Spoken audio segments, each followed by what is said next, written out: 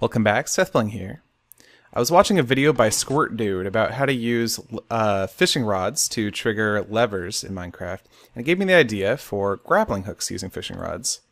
And so here we've got the grappling hook using the fishing rod, and whenever you see a pressure plate on top of a fence like this, it's a post that you can hook onto with that grappling hook.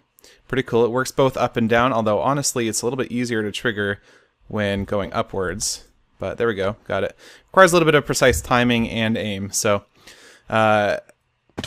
pretty cool though. Let me hop into creative mode and I can kind of show you what's going on with the redstone. This is all the redstone that runs for these three posts, and basically each column here is one of the three posts, and then this column over here is for the fishing rod. So let me hop actually into game mode 2 again.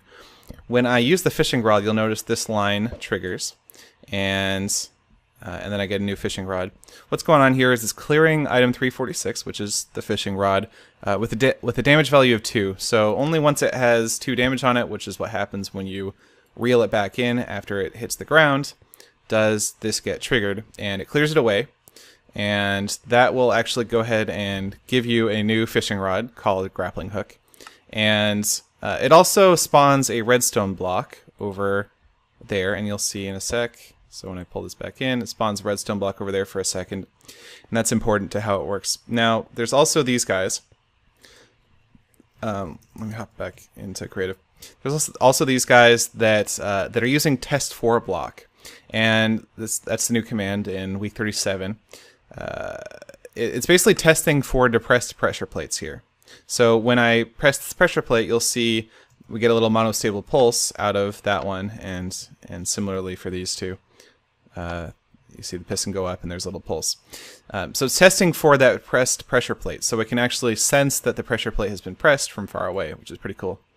And so we're testing for that. There's a little pulse out here. Now, it goes through this comparator in subtraction mode, which is currently being suppressed by these torches. It's not going to be able to output a pulse because there's an input of 15 on the side. So, but remember that the redstone block that spawned here when you use the fishing rod, it'll basically turn off these torches. So it allows the pulse to go through the comparator.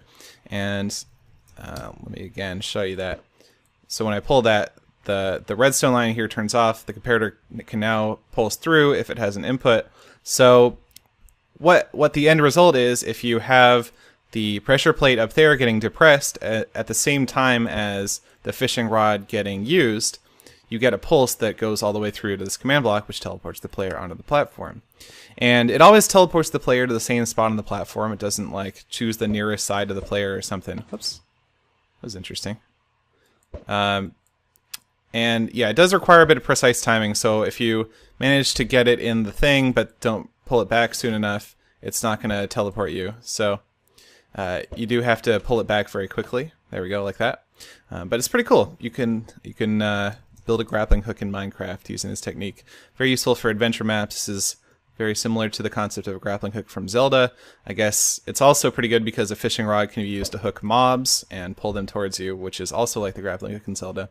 So that's kind of cool. Yeah, neat concept, and that's about it. Thanks for watching.